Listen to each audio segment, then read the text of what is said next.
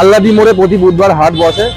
যেমনটা দেখতে পাচ্ছি এই এলাকার এই যে হাটটা প্রতি বুধবারেই বসে এবং তার পাশাপাশি এই এলাকার মানুষজনরা আসে এবং এই হাট থেকেই যাবতীয় যা কেনাকাটা করেন এবং এই হাটে ভিড় হয়, উপচে পড়া ভিড় হয়।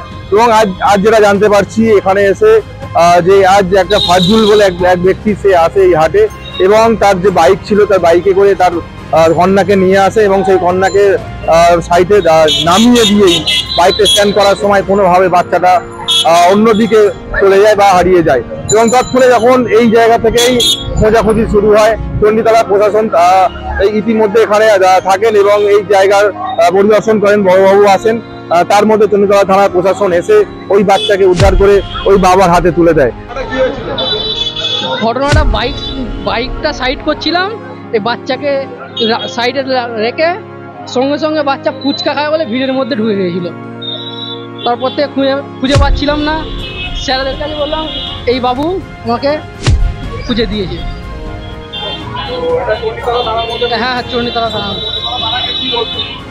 অনেক ধন্যবাদ জানাবো, খুব সাধুবাদ জানাবো, খুব ভালো কাজ।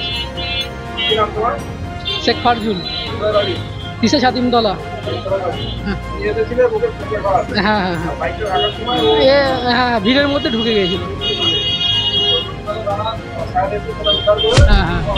হ্যাঁ, আমি যে জায়গাটা দাঁড়িয়ে রয়েছি সেটা আল্লাদি মোড়, দেখতে পাচ্ছেন আমার পিছনেই সেই হাট বসেছে এবং চণ্ডীতলা থানার পক্ষ থেকে প্রশাসনরা যথেষ্ট এখানে যে ভিড় হয় তার জন্য বা রাস্তার যে যানজট হয় সেই পরিষেবা দিচ্ছেন এবং তার পাশাপাশি দেখতে পাচ্ছি চণ্ডীতলা থানার বড়বাবু থেকে শুরু করে সকলেই এই জায়গায় উপস্থিত রয়েছে এবং ওই বাচ্চাটাকে সুস্থভাবে তার বাড়ির লোকের হাতে পৌঁছে দিলেন।